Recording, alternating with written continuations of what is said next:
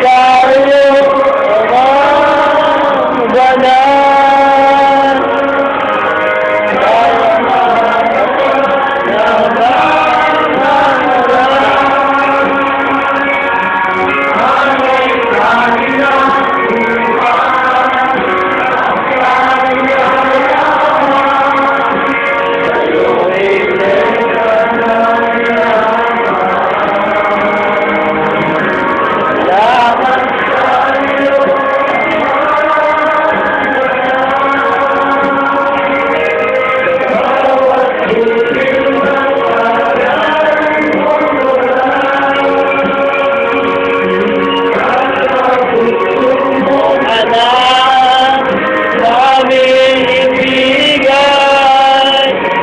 Sabi ng ibig ng tapat,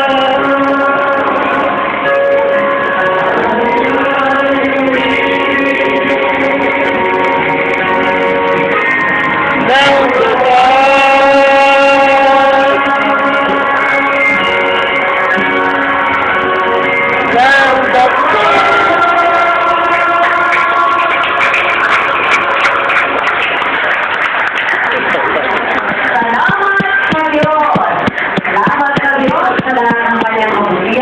Pagtawag niya sa atin sa loob ng iglesia.